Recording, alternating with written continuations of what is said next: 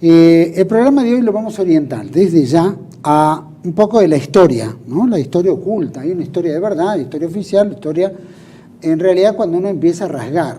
Vivimos en una época donde todos quieren decir la verdad. Es una verdad media, nunca es una verdad completa. Depende de a quién le toca la verdad, esa verdad saldrá a la luz o no. Por lo general se oculta.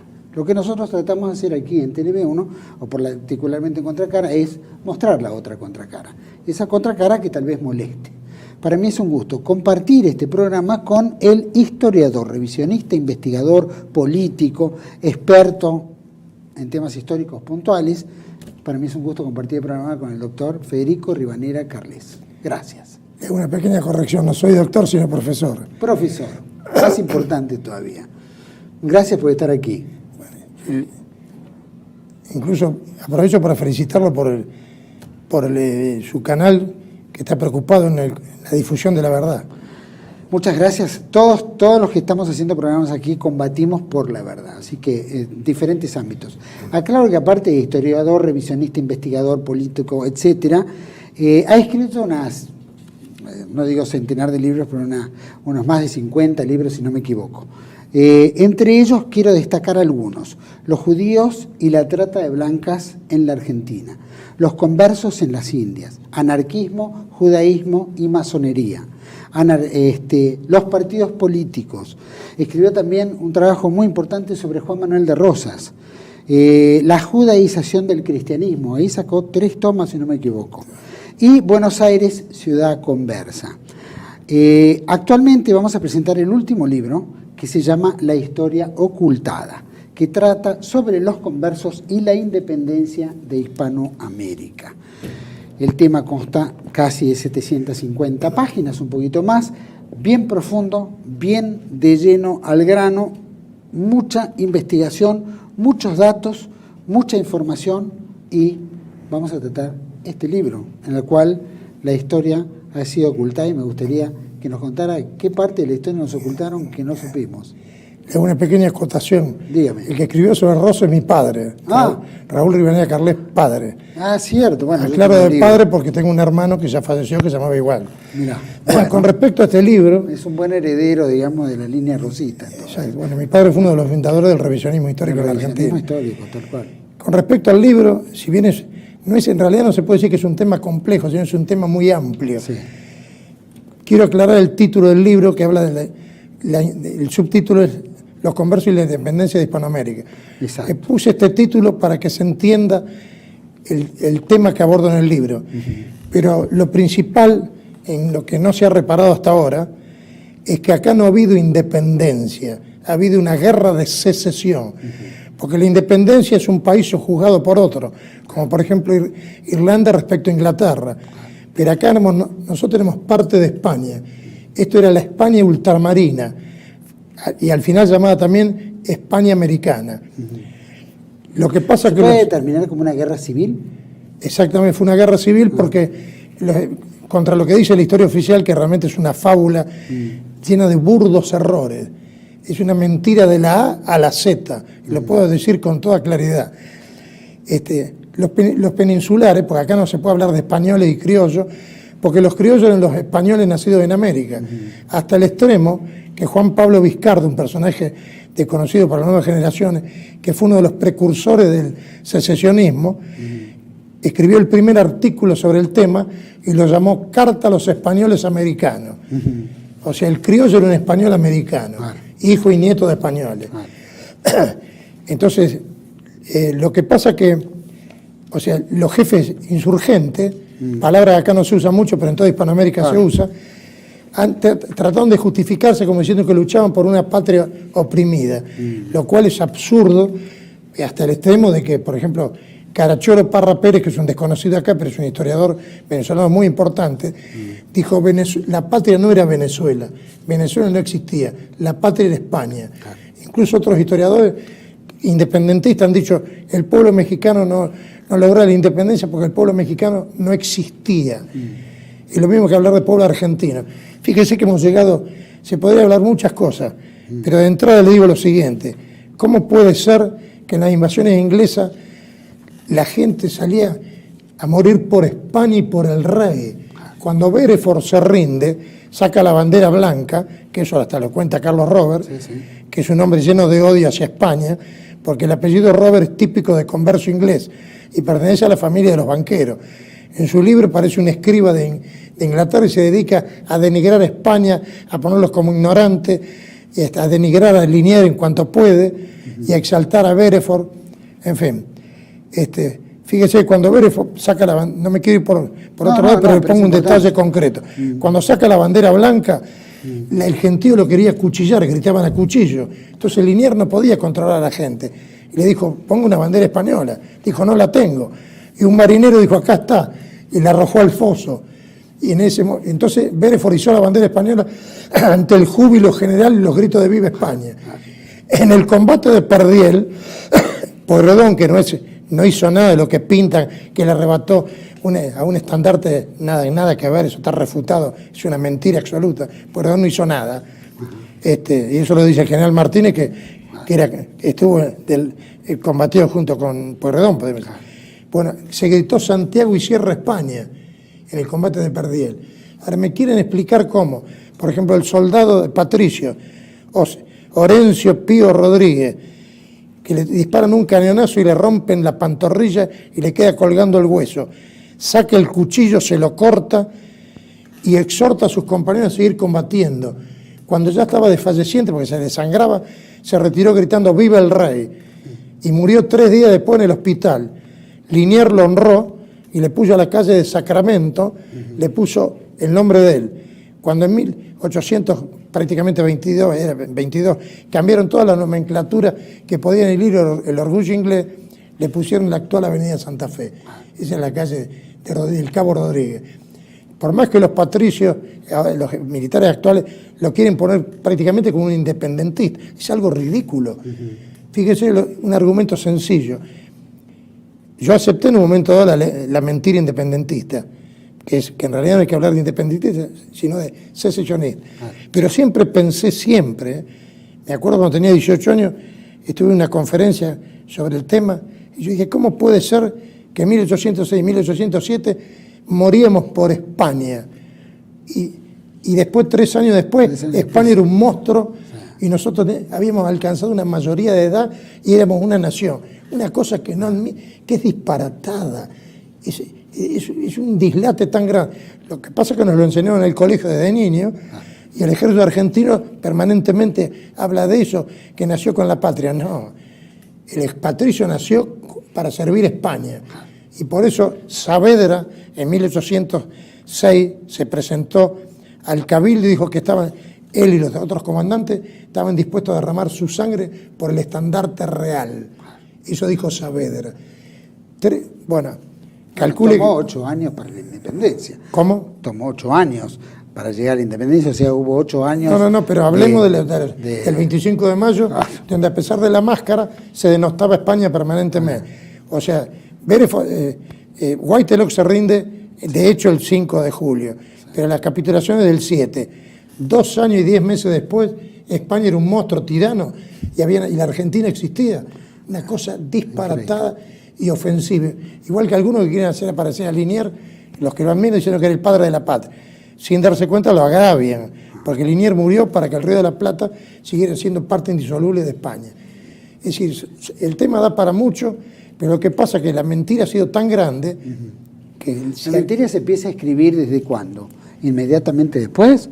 ¿Qué dice usted? La mentira histórica empieza todo este trabajo. Inmediatamente, porque las cartas de Saavedra, los documentos y todo, habla claramente contra España. Esa idea equivocada, con la mejor intención, de año 10 de Hugo Walsh, de que Saavedra era un tradicionalista monárquico, católico, no resiste menos a nadie. En primer lugar, Saavedra no me quiero dedicar mucho a Saavedra. Saavedra no era un aristócrata, Saavedra era converso. Por el lado materno está lleno de San Benito de la Inquisición sevillana, los Tarifa, que Raúl La Molina en el libro Los hombres de mal los llena de elogios. Nada que ver. Los Tarifas fueron quemados por judaizantes y otros reconciliados por la Inquisición. Aparte desciende de los Santa Cruz. Todos los Santa Cruz son conversos. Y lo demuestro en mi libro. Entonces, fíjese que Saavedra era un mercader. era un mercader y aparte era tendero. Y eso lo dice, y el asunto es así, no es nada peyorativo, es una cuestión lógica. Un mercader no es un guerrero. Claro. Y un mercader piensa en el lucro nada más. Nada más, es verdad. Entonces, por eso, Lucas Yarragari hace muchos años en sus escritos políticos recordó a Saavedra y su tendejón, dijo. Bueno. Lo aminoraba el pobre Saavedra, lo colocaba en su lugar. Y el resto de nuestra, vía independencia, de nuestra independencia, o por lo menos esta secesión que se da en el Río de la Plata, ¿cómo encaja entre el real español que lucha por algo grande, el converso que va en busca de un lucro o una oportunidad? Bueno, ahora se lo voy a explicar sucintamente, sí. Pero le aclaro ante todo que en España, después de la Segunda Guerra Mundial, ya empieza con Franco el estudio del tema converso. Y se desarrolló sobre todo en los últimos años, hasta el extremo que yo aclaro en una nota al principio, que yo prácticamente tenía listo este trabajo en el año 91. Pero aparecieron tantos trabajos de investigadores pro converso que han documentado todo lo que hacían los conversos. O sea, no hablaban de que fueron procesados por la Inquisición, hablaban las riquezas que tenían, las estafas que hacían. Pero ¿qué pasa? Estos pro conversos lo justifica contradictoriamente, porque dice, los conversos buscaban ascender socialmente. La única manera es la riqueza, los hábitos de órdenes militares, los títulos nobiliarios. Pero lo que no explican, porque ellos también cuentan que falsificaban documentos para obtener todo eso, amedrentaban los testigos, falsificaban documentos a través de los escribanos, que la mayoría eran conversos, era todo un negocio de falsificación. Lo que no dice es cómo estafaban al fisco, cómo eran prestamistas, contrabandistas, eso no logran explicar, aunque lo señalan, Entonces son buenos investigadores, pero malos historiadores, porque no sacan la consecuencia de lo que investigan. Entonces yo me baso, felizmente, como yo no pude ir a los archivos españoles, me baso en una documentación demoledora de esta gente que está al servicio de los conversos, pero que cuando dice algo está muy documentado. Entonces le explico brevemente lo que pasó en Hispanoamérica. Siempre los reyes prohibieron desde Isabel la Católica, siempre se prohibió que los conversos vayan a las Indias. No solamente de los penados por la Inquisición, sino de los conversos en general, de los nuevamente convertidos a nuestra Santa Fe Católica, como se decía. Incluso hay pragmáticas firmadas, expedidas por Juana la Loca y por otros reyes, que no pueden ocupar cargos públicos ni oficios. Sin embargo, porque los reyes quisieron formar con muy buen criterio una aristocracia. Se sabe que ellos querían formar una aristocracia que es la garantía de buen gobierno y de fidelidad a España. Pero resulta que a pesar de eso, los conversos violaban todas las disposiciones. No solamente vino un aluvión con la unión de Portugal y España, un aluvión de conversos, una verdadera invasión, que incluso esa palabra la dice Caro Baroja, que es proconverso, dice fue una invasión, sino que además el problema son los conversos hispanos, que eso venían en masa y que en la casa de contratación, que yo ya lo demostré en Buenos Aires Ciudad Conversa, mutuamente se decían que no eran conversos. O sea, yo decía, usted no es converso, usted decía, Rivadeneira Carlet no es converso. Entonces entraban en masa, pese a que Felipe II decía, me he enterado que entra quien no debe, bla, bla. En la práctica entraban todos, porque dominaban la casa de contratación. Y entonces, ¿el panorama cuál fue? Se formó una oligarquía abrumadoramente conversa, que dominaba en toda Hispanoamérica, que tenía los títulos nobiliarios que compraron. Le aclaro que contra lo que cree la gente, por eso, por supuesto, este libro me va a traer el odio de mucha gente, yo lo lamento. Pero porque los títulos nobiliarios hubo muy pocos realmente concedidos por servicio. Hernán Cortés a Pizarro, más allá de que Pizarro traicionó, y después algunos virreyes y algunos por hechos militares, como Liniers. Todos los demás son comprados, sin excepción, todos.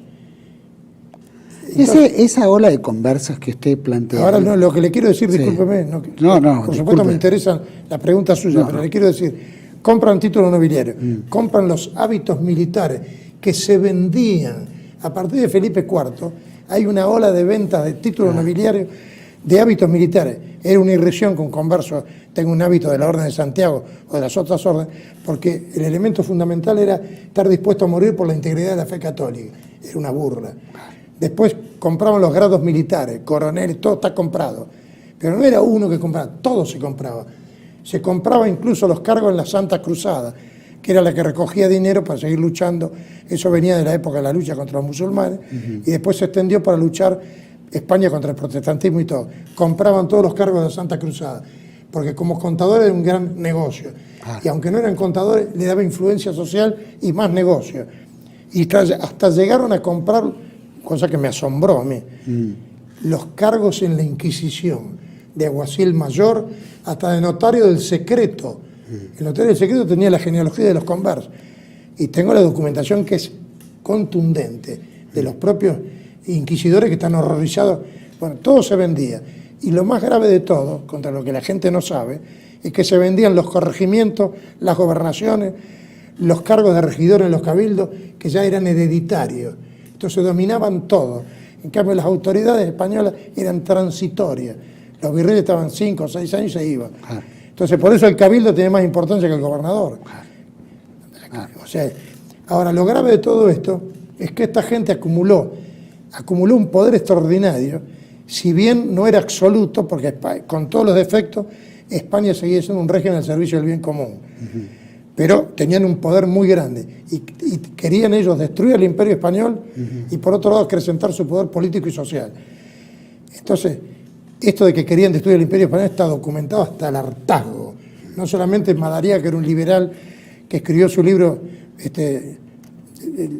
su introducción sobre a Bolívar, el cuadro histórico de las Indias, lo escribió cuando estaba trabajando en la BBC, pero él dice los enemigos más temibles del imperio español eran los judíos, lo dice claramente.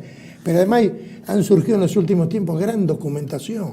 Por ejemplo, la Asociación Sefaradí en Caracas, el año 2010, de una conferencia de un tal Pinedo, un historiador, dijo: la independencia de Caracas lo lograron judíos, masones y republicanos, claramente.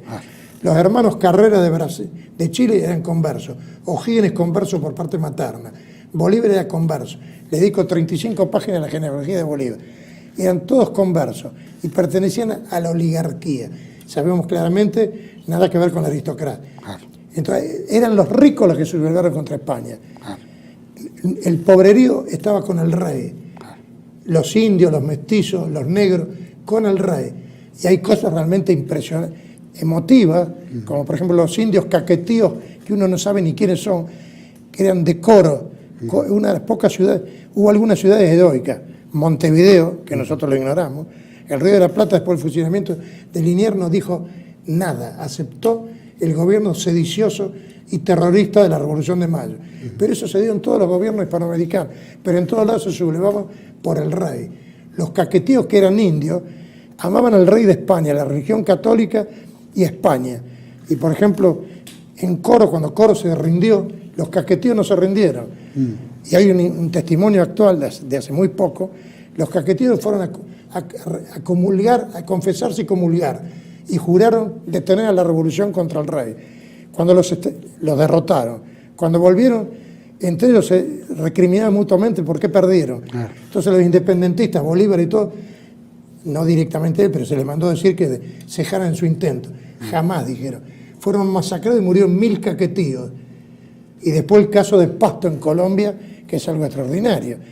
En Colombia, cuando se rindieron los cristianos viejos, porque Pasto, que está en el sur de Colombia, de Nueva Granada, ellos se negaban a decir que se llamaba Colombia, un nombre impuesto por Francisco de Miranda, que también tengo la documentación, que era converso, además, tengo la documentación reciente, escrita por un judío que dice, en fin, lo que le quiero decir, abreviando, y le cedo por supuesto que usted me pregunte, por ejemplo, en Pasto, que era un lugar problemático por su geografía, eran derrotados todos los ejércitos independentistas, mejor dicho, secesionistas. Entonces Bolívar le ordenó a Sucre, que era converso como él, y lo tengo bien documentado, que borrara a Pasto de la faz de la tierra. Ese era el maravilloso Bolívar. Entonces, ¿qué fecha eligieron? El 24 de diciembre de 1822. Asesinaron mujeres, niños, ancianos, saquearon las iglesias, violaron, destruyeron el archivo histórico. Unos meses después, una persona que se llamaba Agustín Agualongo, que algunos dicen que era indio, otros que era mestizo, que medía 1,47 m, y cuando avanza el secesionismo, deja sus trabajos y se enrola en el ejército español y se convierte en una personalidad única. Entonces, con indios de a pie, con mestizos armados de chuzo, con algunos fusiles recuperados, con palos, hicieron escapar a los independentistas, a los secesionistas. Se me está pegando este vocablo que lo rechazo en todo mi libro. Y entonces, después de vencerlos varias veces, fue detenido por la traición de José María Obando, que era un camarada. Entonces, fíjese lo que es el honor de este hombre. Le dijeron que si él aceptaba la Constitución democrática, iba a seguir siendo integrado al ejército secesionista. Dijo, algunos dicen que dijo, si tuviera 1000 vidas, otros dicen que dijo 20 vidas. Los ofrecería gustoso por la religión católica, por el rey y por España. Entonces pidió ser fusilado con el uniforme del ejército español. Se lo concedieron. Le quisieron vendar los ojos y él dijo, no quiero que me lo venden, quiero morir cara al sol, textual, como los guerreros de mi estirpe. Entonces, antes de la descarga gritó, ¡viva el rey! Y cuando estaba en Capilla le llegó el nombramiento de brigadier general del ejército español, el grado más alto, cuando estaba en Capilla, que no lo vio, firmado por Fernando VII. Entonces, fíjese, y después hay otro demonizado que es José Tomás Boves, que lo ponen como un monstruo. José Tomás Boves era un hombre extraordinario, un asturiano, que había sido guardia marina, después se dedicó un poco al comercio y demostró ser un guerrero extraordinario, un estratega. Y a Bolívar lo hizo correr, se corrió junto con Mariño, que era el otro general destacado, se escaparon en la victoria de la Puerta, salieron corriendo y después se dirigió a Caracas y también huían. Y entró con banderas desplegadas al rey ante el apoyo de la población. Termino pues diciéndole esto. Después de Carabobo, del primer Carabobo, que el general español Cajigal fue derrotado. Entonces Boves le mandó un parte espartano. He recuperado las municiones, he recuperado las armas, las municiones y el honor de las banderas españolas que su excelencia perdió en Carabobo, le dijo. Qué grande, qué grande. Doctor, profesor, me encantó la frase que dijo, quiero morir cara al sol, ¿no? Probablemente la canción de Cara al Sol debe haber sido con José Antonio, ¿no? Mucho antes de José Antonio. Bueno, ya dejó un precedente, por lo menos. Ahora, frente a todo esto que usted decía, vino esta oleada de marranos o conversos. Yo le pregunto, 1492 viene la conversión en España, ¿no es cierto? Aragón, Castilla, Isabel de Castilla, Fernando de Aragón, reyes católicos, recuperan a España para la cristiandad. Hubo 700 años de ocupación islámica, etcétera, etcétera, un poco de todos los moros, a lo que se le decía. Yo digo, esa conquista de América, esos que vienen en oleada, ¿son del grupo converso de ese momento, que vienen a América y escapan, digamos, del apuntalamiento de la gente? ¿O cómo se determina esta oleada tan grande? Bueno, el asunto es muy sencillo. En primer lugar hay que especificar que el judaísmo, a diferencia del cristianismo, en primer lugar el cristianismo es una religión fundada por Cristo para todo el mundo. Sí. El judaísmo no es una religión. Los mismos judíos lo dicen, y yo lo menciono en mi libro, que no se puede convertir, dice Jaime Barilco, el director de la red escolar judía, no se puede convertir a la religión judía, dice, porque una cosa así no existe. Sí se puede convertir al pueblo judío, haciéndose, bueno, ya sabemos, pero por supuesto que es una frase, porque los judíos son una minoría ínfima, si los 6.000 millones de la humanidad se convirtieran, el judaísmo desaparecería. Claro. Pero le quiero decir que el judío es el que crea la ley. Entonces, judaíce o no formalmente, guardando el ritual judío o no, sigue actuando como judío. Claro. Porque lo lleva en la sangre. Fíjese que San Agustín ya había dicho, es muy difícil que un judío se convierta. Y yo, cuando me ponen el caso de los apóstoles, digo, sí, fue un milagro divino. Y es una realidad, porque San Pablo era el perseguidor de los judíos, de los cristianos, y se transforma en el principal antijudío. Hasta el extremo que cuando hubo la reunión en el año 50 en Jerusalén, Santiago y Pedro querían seguir con el ritual judío.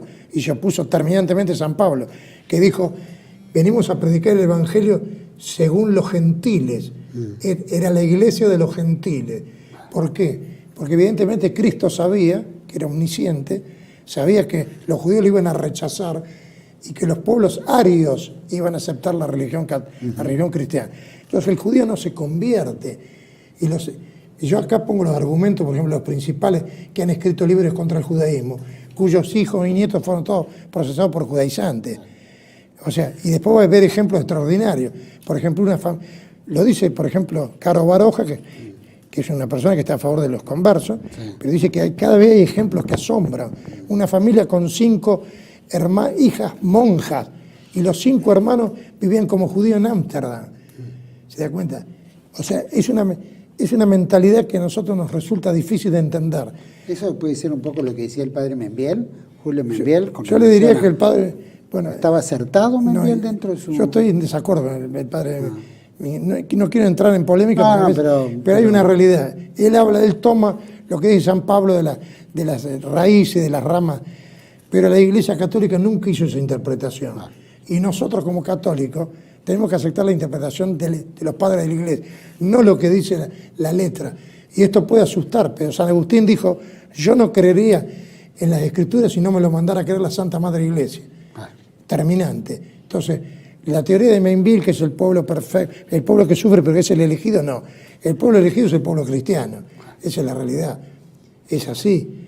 Entonces, pero sin entrar en esa... Igual que está bien, era nada más que una acotación. No, lamentablemente no es que hay... Porque la habilidad de los conversos es decir, bueno, hay conversos que son buenos, que realmente se convirtieron y otros no.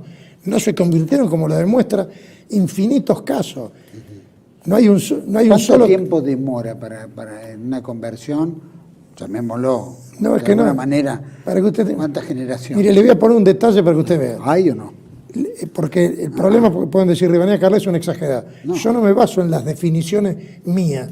Yo me baso en la definición oficial de España, que había introducido por primera vez en el mundo los estatutos de limpieza de sangre, 500 años antes que Hitler. Fíjese que las leyes de Nuremberg dice que si de 4 abuelos uno es judío, el nieto es ario. Entonces yo pregunto, si de 4 abuelos una de las abuelas es judía, tiene una hija judía, el nieto es judío. ¿Por qué? No porque la madre tenga biológicamente más fuerza que el padre, sino porque hay el dicho romano, mater certas pater incertus. Y por otro lado, la influencia de la madre en la educación de los hijos. Por eso lo más común que se ve es la judía que se casa con el gentil, no al revés. Y cuando es al revés, ¿qué pasa? Al revés, porque no digo que no significa nada, pero de esa manera la judía entra en la sociedad gentil, porque pasa de llamarse, supongamos, Goldstein, para ser la señora de González Pereira, supongamos. Pero al margen del tema, mire, esto no lo digo yo, antes los estatutos de limpieza de sangre se pusieron porque los judíos seguían judaizando después de la expulsión.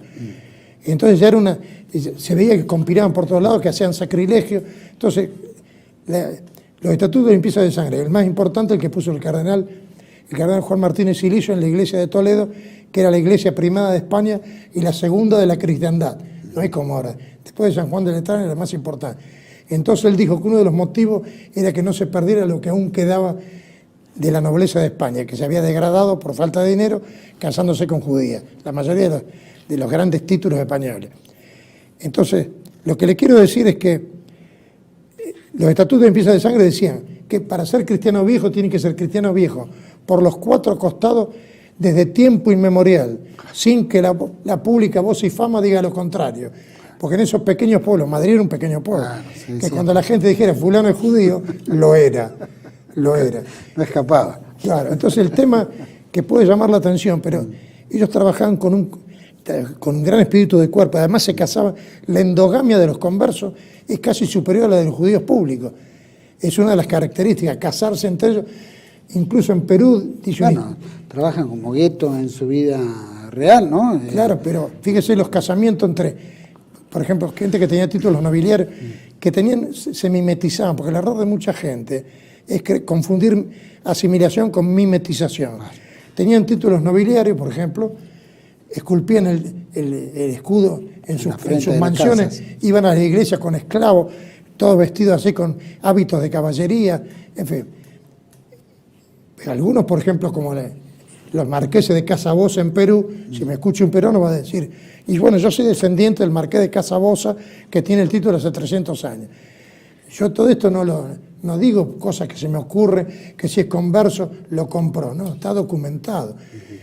Este marqués de Casabosa, cuando los piratas ingleses asaltan Guayaquil, en vez de defender la costa se puso en negocio con ellos. Cuando pide un título nobiliario, Felipe V dice que es una persona innoble que no se le puede dar un título nobiliario. 6, 7 años después dice que por los servicios prestados se le da el título, puso plata. Ahora, no solamente, pero yo tengo los datos, desciende de los Anchieta, el famoso apóstol del Brasil era converso, y está la genealogía perfecta. Este Anchieta, que lo ponen como el apóstol del Brasil, le decía a Francisco de Vitoria en sus cartas que Tucumán pertenecía al Brasil, era un converso canario, ¿se da cuenta? Entonces los conversos tienen mucho interés en ponerlo como una especie de santo perfecto. Por otro lado, de Casabosa, usted los escucha y claro, tienen formas exteriores de noble, pero no lo son. Por parte materna son Pacheco Solís. Resulta que, primero, Pacheco es un agregado. Resulta que yo tengo la declaración ante la Inquisición de Sevilla del padre, que el inquisidor le pregunte, sí, nosotros, mi mujer y yo todos hemos muerto como, ella murió como judía, nosotros somos todos judíos. Directamente se lo confío. Ahora, me podría extender mucho, pero siempre es así. Y esta gente es la que juraba fidelidad a los reyes de España, pero conspiraba porque odiaban el imperio español. Era un odio visceral. Y yo pongo un ejemplo. Admitiendo que los jefes secesionistas fueran republicanos, está perfecto. Pero yo no conozco ningún republicano español, ni ningún marxista español que odie España y que diga que hay que matar a sus compatriotas. Solamente lo tiene que decir un converso. Y ese odio visceral de San Martín, de todos, de Bolívar, ese odio, y aparte de los asesinatos que hizo Monteagudo con el apoyo de San Martín, ese odio de los españoles es propio de los conversos.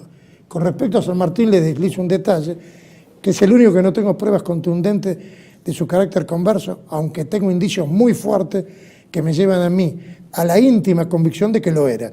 Si se prueba lo que dice Chumbita, más allá, que era hijo ilegítimo de Alvear, si le logran el ADN, te haría las pruebas contundentes porque Carlos María Alvear era converso. Y lo tengo bien documentado. Vamos a ir, doctor, profesor, vamos a ir a un pequeño corte, volvemos enseguida. Y desde ya, usted habló de la corrupción, que todo esto se compraba, se vendía, propio, obviamente, de una falta de respeto, de realidad, ¿no? De creencia, de fe, en fin. ¿Por qué se daba tanto? ¿Y qué era lo que estimulaba toda esa corrupción de venta de títulos, etcétera? Pero me lo va a decir después de este pequeño corte que seguimos con el profesor Federico Rivadeneira Carles. Ya volvemos.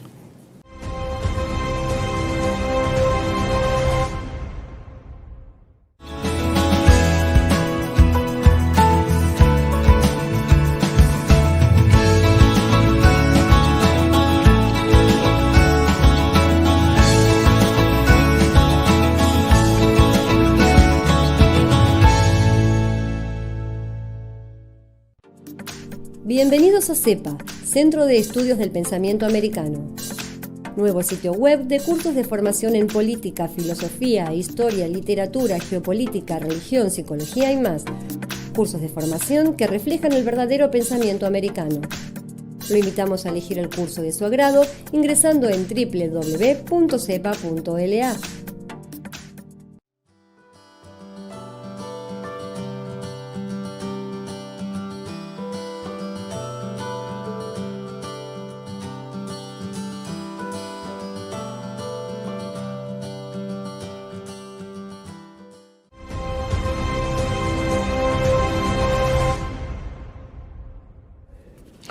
Bueno, continuamos aquí en Contracara con el profesor Federico Rivadeneira Carles. Queremos recordarle que el libro se llama La historia ocultada, que creo que está en pantalla perfectamente.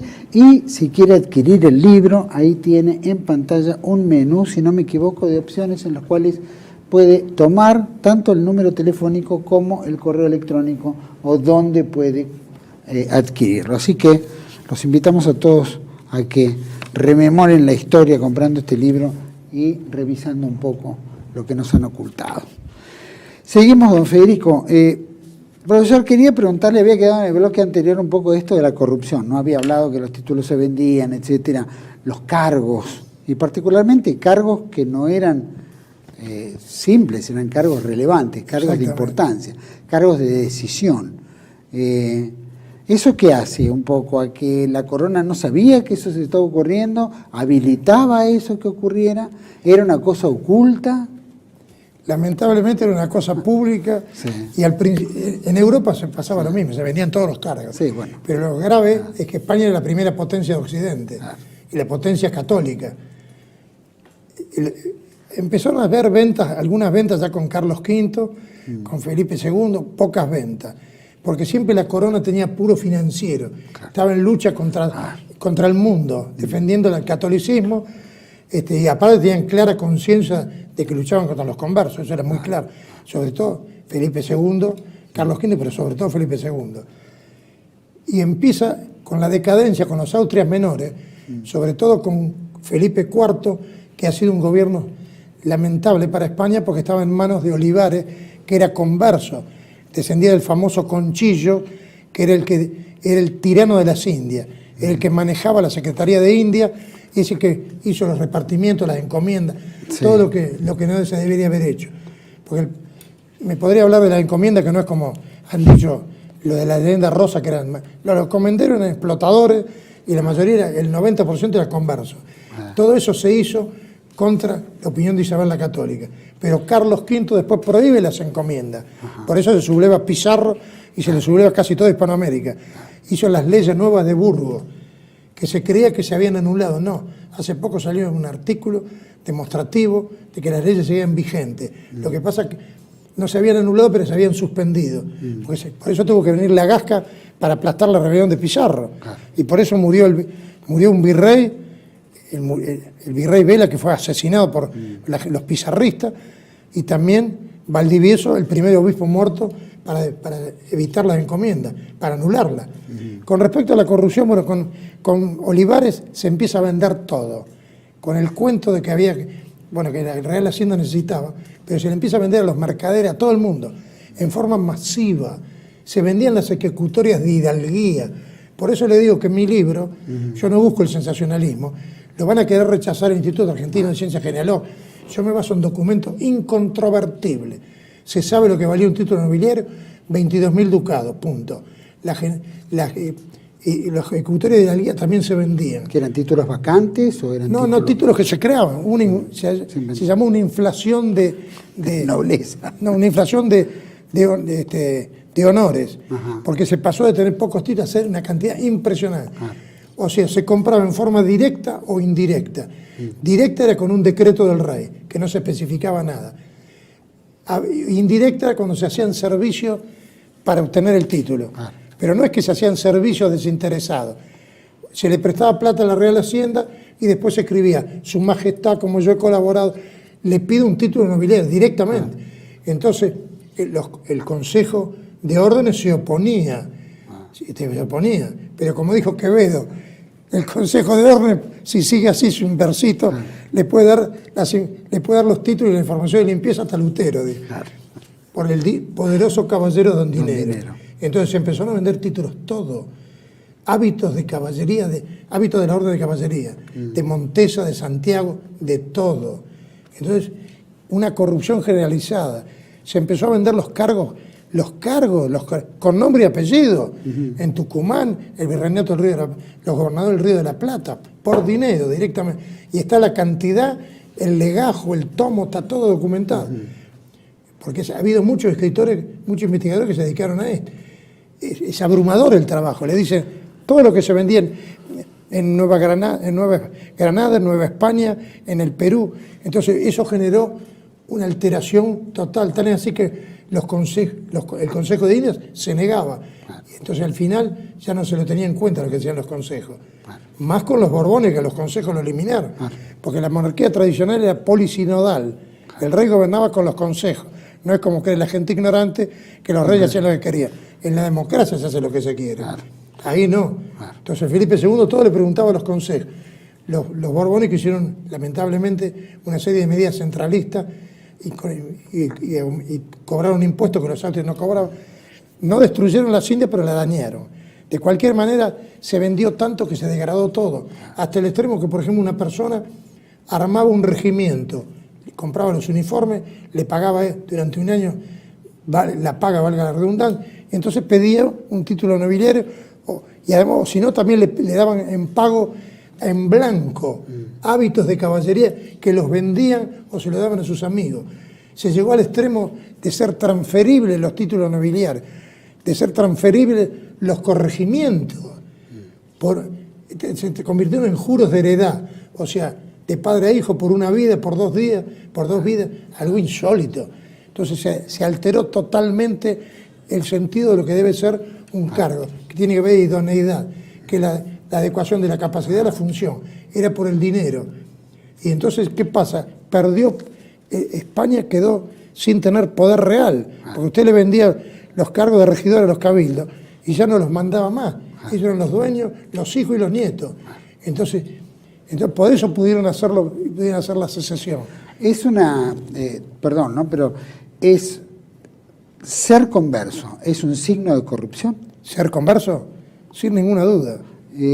Porque se dedicaban nada más ¿Existe el converso que de repente dice, no, la verdad que lucho por la verdad, por la belleza, por la justicia? Es decir, lucho por algo. Bueno, yo no he visto nunca eso. Le digo en la historia. No lo vi nunca. Solamente un caso, por ejemplo, todos los conversos estaban en el lado secesionista. Había algunos conversos que no se adhirieron al secesionismo, y aunque no digan por qué, porque temían, como siempre, que por ahí fracasara el alzamiento contra España. Entonces, no se adhirieron. La mayoría se adhirió, pero incluso, por ejemplo, el marqués de Valdelirio, que yo pongo como ejemplo, bueno, todos conversos, delincuentes, estafadores, así. Le digo directamente, es una realidad. Los conversos no solamente eran hacendados y mercaderes, sino que eran generalmente contrabandistas, prestamistas y defalcadores del tesoro público. Pero esto no lo digo yo porque no es una opinión que no tiene fundamento. No, está fundamentado permanentemente. O sea... ¿Dónde se daban más esos signos de corrupción bueno, en Hispanoamérica directa... aprovechamiento. ¿Cómo dice usted? Ese aprovechamiento del dinero público, ¿dónde se daba? En todas las por eso hago la genealogía y yo analizo todo. Es un trabajo que pude hacer porque yo tenía un conocimiento profundo del tema. Claro. Pero yo analizo las juntas fallidas en La Habana, en Quito y en Ciudad de México. Pero después lo que pasó en Caracas, lo que pasó en Nueva Granada, en el Virreinato del Río de la Plata, en Chile, en Perú y en Cuba. Que ahí sí que es muy importante, porque Martí también era converso. Y entonces se va a ver cosas terribles de lo que pasó en Cuba. Fíjese que en Cuba, que se habla de la decadencia española como los españoles ya no fueran ni valientes, que fueran todos mentiras. Sí. Hubo una tradición exterior e interior. En Cuba, por ejemplo, le digo, se lo resumo en 2 palabras. Cuando se vuela el Maine, que era el barco que estaba estacionado en Santiago de Cuba, todos los indicios es que lo volaron los estadounidenses porque acusaban sin fundamento a España. Lo que se llamaba bandera falsa, ¿no? España le dijo, hagamos una comisión común para estudiar. Se negaron. Y había toda una campaña de los 2 poderosos empresarios, dueños de empresas como Hearst y Pulitzer, que decían que había que atacar a España. Y este oficial, Adolf Marik, que era un judío alemán, que fue comandante del Maine, poco después el Maine vuela. Y entonces, ¿qué pasa? Se hace la comisión que forman los yanquis. ¿Sabe lo que dijo? ¿Cómo fue el papel de Marik? Digo que España había sido la culpable. Con ese informe, lo dice la Enciclopedia Judaica, la última. Enciclopedia Judaica, que se editó en Jerusalén. La Enciclopedia Judaica, pero sobre todo la Universal Jewish Encyclopedia, que se editó en Estados Unidos. Con ese informe, Estados Unidos le declaró la guerra a España. O sea, fue el judío Adolf Marik, que no era un judío cualquiera, integraba la Sociedad de Estudios Históricos Judía de Estados Unidos. Bueno, pero lo que se vio sería demasiado hablarlo, pero no puedo pasar por alto el inigualable heroísmo español que asombró al mundo. Después usted lo va a ver algunos detalles, pero solamente me detengo en algo que nosotros los argentinos no conocemos y que en España ahora se conoce un poco, que fue la defensa del sitio de Valer. Valer era una iglesia en Filipinas donde resistió el teniente de reserva, el teniente segundo de reserva, Saturnino Martín Cerezo, con 43 conscriptos, no eran conscriptos sino movilizados. Estuvieron 11 meses sin rendirse, cercados por 1.500 guerrilleros filipinos que eran gente muy combativa. Sí. Y pensar que, enterraban a su muerto en la iglesia, no tenían para comer, 12 murieron de disentería, pues por hambre. Bueno, es una cosa tan extraordinaria que el gobierno español Sagasta vende Filipinas en $20 millones el 7 de mayo de 1898. Ellos, sin embargo, seguían firmes defendiendo el territorio español. Cuando le llevan periódico, le lleva un teniente coronel español, le dice, mire, ríndase, que no es de Filipinas, no es más de España. Cerezo dice que le habían enseñado en el Estado Mayor que el enemigo podía falsificar periódicos. Lo rechaza. Van los sacerdotes, los rechaza. Y al final descubre, leyendo el periódico, que un camarada le había dicho que él iba a pedir el pase a Málaga, donde estaba su novio y su familia. Y ahí se dio cuenta de que ya Filipinas no era española. Pero mientras tanto estuvo desde diciembre de 1898 hasta el 2 de junio de 1899, sucia y rota, flameando la gloriosa bandera roja y gualda. Y no se rindieron. Entonces, como no podían ya no era más Filipina española, dijo, nos despojaron vilmente de la tierra. Entonces dice, la hemos defendido hasta la insensatez. Bueno, estaban todos hambrientos, se habían hecho uniformes ellos solos, se habían hecho zapatos de madera. Una epopeya que ha llamado la atención, se la compara, tiene el único antecedente en Numancia, porque es una cosa única. Entonces, ¿qué hizo el general Aguinaldo, que después verá que se portó muy bien?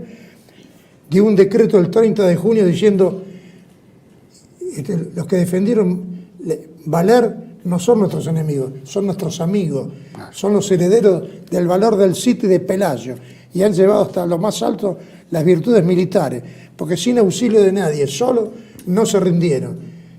Ahora fíjese lo siguiente, poco tiempo después estalla la guerra entre los filipinos y Estados Unidos, porque usted va a ver cómo los traicionaron los filipinos, le hicieron creer que como eran todos masones, Filipinas iba a ser de ellos. Entonces fue un destacamento estadounidense a Valer, y se rindió inmediatamente. A diferencia entonces, el heroísmo de estos españoles es una cosa que nos llena de orgullo y nos llena a todos, porque no tiene antecedentes. Se puede hablar de Blas de Lezo. ¿Cómo? Blas de Lezo como otro ejemplo. Bueno, Blas de Lezo se dice, casualmente de Liniers se dice que después de Blas de Lezo no hubo una victoria como la de Liniers. Pero estos españoles, ya sé, Blas de Lezo, yo lo admiro extraordinariamente, pero esto es una cosa única. ¿Usted sabe lo que es no rendirse, no tener para comer? Comían harinas con gorgojo, cosas putrefactas. Y el 8 de diciembre, día tan importante para la infantería española, enterraron a un camarada que había muerto ese día y al mismo tiempo rezamos a Nuestra Señora. ¿Se da cuenta? O sea, es una cosa. Y como yo digo, tiene un simbolismo extraordinario porque era una iglesia, lo cual significa la simbiosis total entre España y la fe católica. Hechos que son desconocidos por nosotros y olvidados en España. Porque uno de los héroes de Valer terminó pidiendo en el metro de España. Una cosa, Franco le hizo algunos homenajes, pero no, realmente merecía muchas más. Claro. O sea que España nos llena de orgullo y no hay nada que hacer.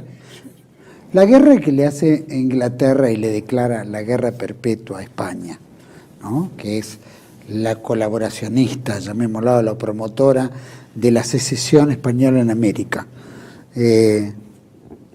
¿Cómo la podemos determinar? Que es una fuerza marrana que motiva toda esta corrupción y movida interna en las Américas, en la América española, o qué rol juega, porque siempre le damos el rol más importante a Inglaterra, anulando todo esto otro que es colaboracionista, ¿no? Yo casualmente digo que hasta ahora se ha dicho con razón que la masonería E Inglaterra tiene un papel importante, pero el mayor papel lo tuvieron los conversos, que fueron los organizadores y directores.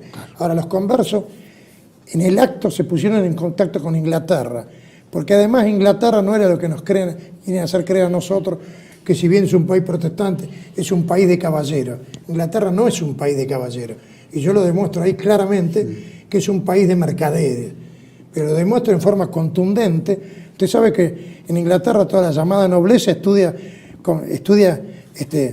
literatura rabínica con rabinos. Sí.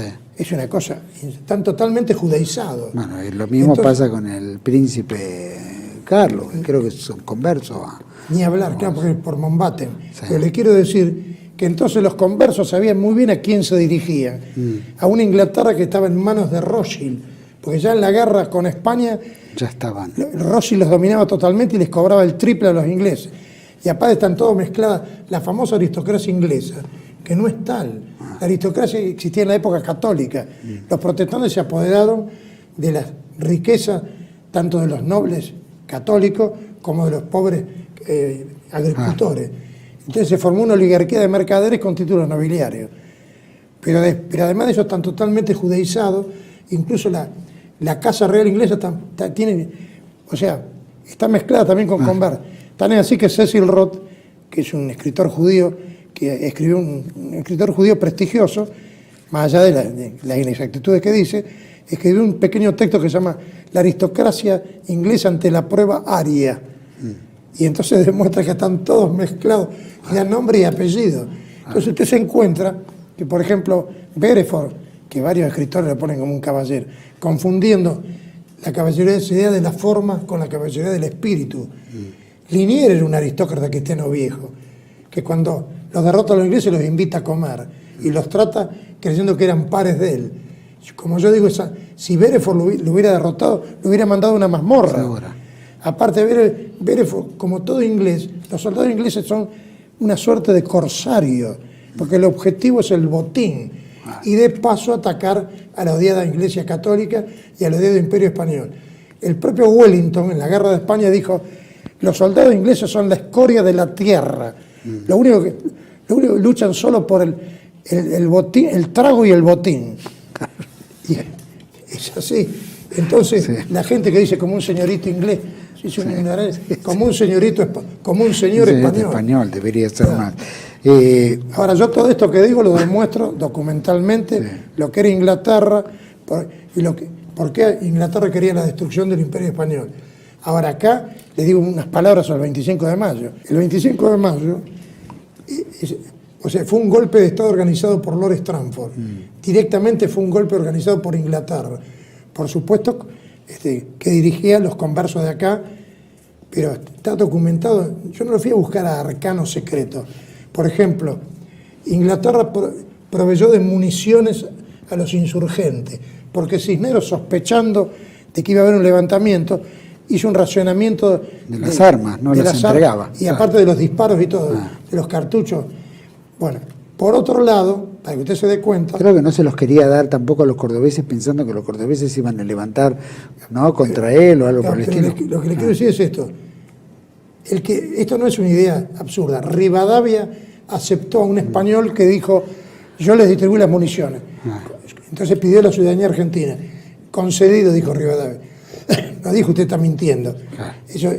Y por otro lado, para que usted tenga una idea, cuando vio que se habla de que la Royal Navy estaba anclada en el Río de la Plata, ahora hay que preguntar por qué estaba anclada. ¿Por qué estaba? Bueno, estaba anclada porque evidentemente era para defender a los insurgentes. Y cuando vio que se habla de que inmediatamente fueron al Te Deum, lo que no se ha reproducido, aunque lo reprodujo la ITA y todo, pero no se habla de eso, es el diálogo que tienen los integrantes de la primera junta y Charles Montagu Fabian, que era el comandante de la Royal Navy. El servilismo hacia Inglaterra es total.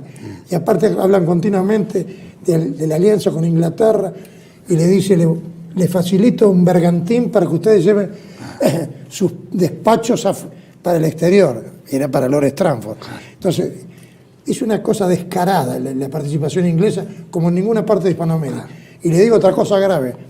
En la primera batalla de 1811 de la flota argentina, en San Nicolás, las indicaciones de la Junta Grande, está todo documentado, es que en el palo trinquete se enarbole la bandera inglesa. La bandera inglesa. Eso nos hizo sin el conocimiento de Inglaterra, para que así nos reconozcan nuestros amigos. Y por otro, le aclaro de paso, aunque no es el tema, que no es cierto que la flota española tenía un armamento superior, era al revés.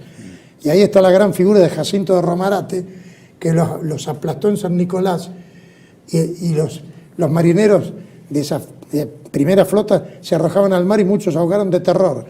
Y Romarate dijo, bueno, ya va a ver mi libro, se preocupó en salvarlo y le proclama que le dio a sus hombres.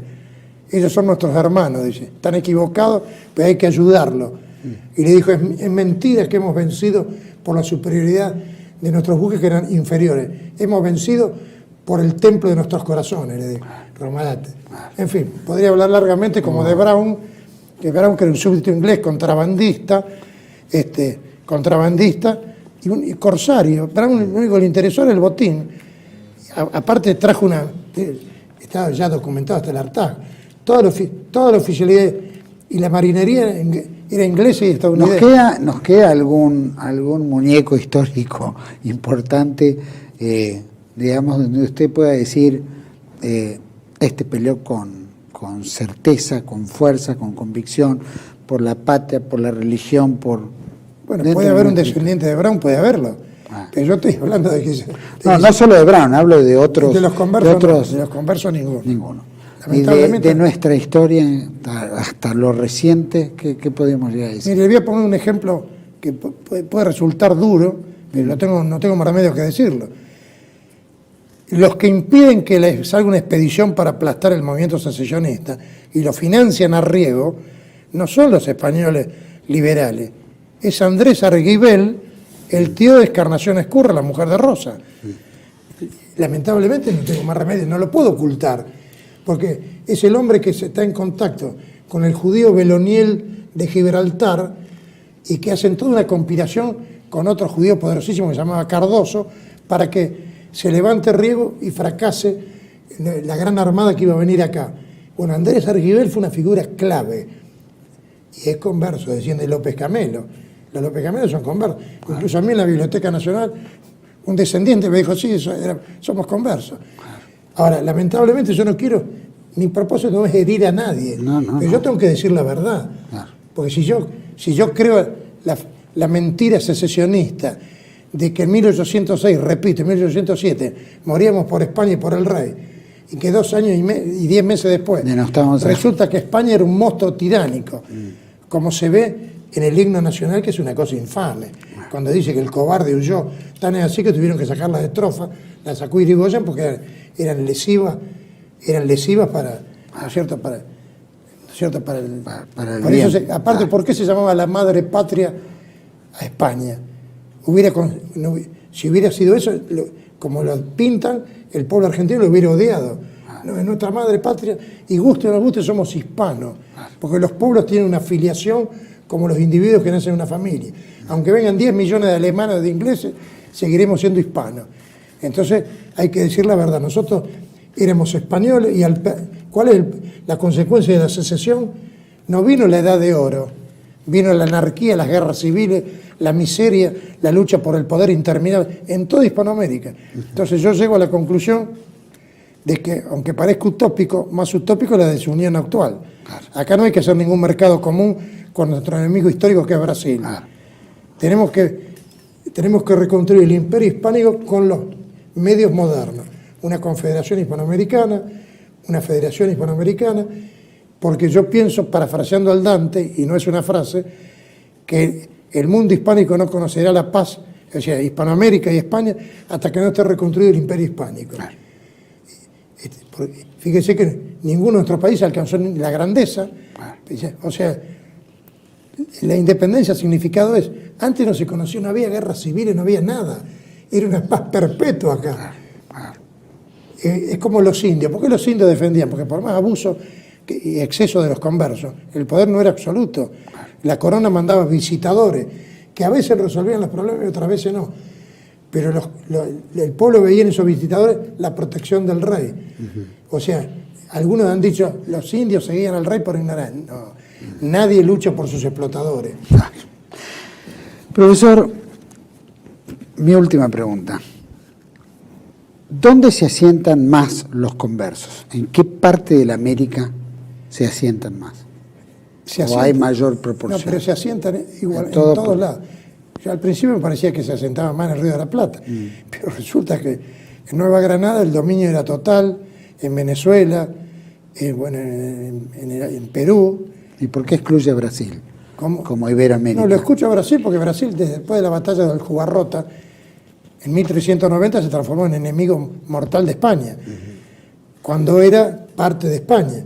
Pero la secesión se hizo una realidad, y si bien se hizo la unificación con Felipe II durante 40 años, 60 años, la animosidad contra España ha sido grande. Así que lamentablemente no podemos hacer, porque son nuestros enemigos históricos. Fíjese que las misiones jesuíticas, lo que no se ha hablado nunca, los famosos banderantes eran conversos. Yo tengo toda la documentación probatoria. Por eso lo llamaba el Ruiz de Montoya, el apóstol de los indios, decía de Raposo Tavares, que era converso y está todo documentado, decía, es el demonio encarnado, porque destruían las iglesias, las profanaban y se llevaban esclavizados a los indios. Entonces, fíjese un detalle, por ejemplo, la colonia del Sacramento, ¿quién la fundó? Manuel Lobo, un converso, pero eso está documentado. Dice que fue el centro del contrabando en el Río de la Plata. Y ahí iba Brown, donde hizo una fortuna.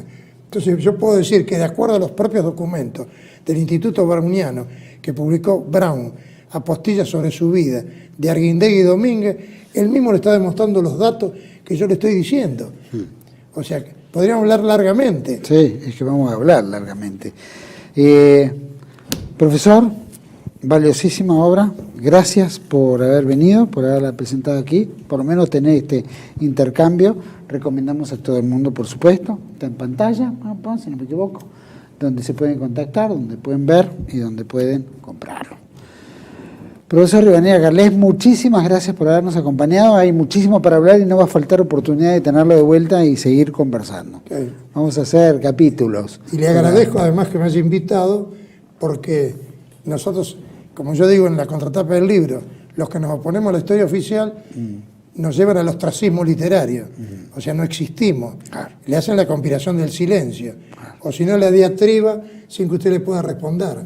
Pero nadie dice, viendo su programa, voy a refutar lo que dice ese señor. Yo le diría que los invito y los espero. Que me puedan refutar un solo dato de lo que yo digo. Claro. Bueno, esa es la riqueza, que están todos los datos. Y los datos son irrefutables. Exactamente. Profesor, muchísimas gracias. Muy bien. Nos veremos muy pronto. A todos ustedes, gracias. Dijo algo muy relevante también, ¿no? No que los británicos, dentro de su mundo, lo único que les interesa es el botín. Y la prueba está las 4 toneladas de oro que se llevan del Río de la Plata y la pasean por Londres. Después si ganaban, no ganaban, si seguían o no seguían, era un tema relativo. Como decía, rompemos la religión, tomamos el lugar, nos deshacemos de España, pero lo principal, lo primero que se llevan fue el botín. Y creo que en toda Hispanoamérica han saqueado todos los botines propiamente y con colaboración seguramente de todos estos personajes. ¿Quiere hacer una breve? Por favor. Una breve acotación. Sí. Los secesionistas que hablaban de separarse de España, eran conscientes que eso significaba la inmediata dependencia de Inglaterra, que nos convirtió acá y en el resto de Hispanoamérica, pero sobre todo acá, en una colonia prácticamente pública de Inglaterra hasta la asunción de Perón en el 46. Era tal cual.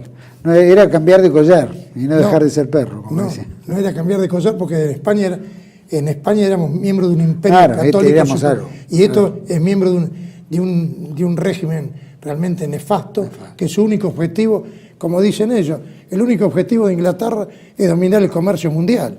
¿Sabe lo que dijo Carlos II del calvinismo? Dijo, no es una religión de caballeros. Y después se convirtió al catolicismo. Y el anglicanismo, que se basa en la teología calvinista, es una religión de mercaderes. Totalmente. Muchísimas gracias. Gracias a todos ustedes. Los encuentro aquí en otro capítulo de Contracara, por TLV1, toda la verdad primero. Chao, gracias.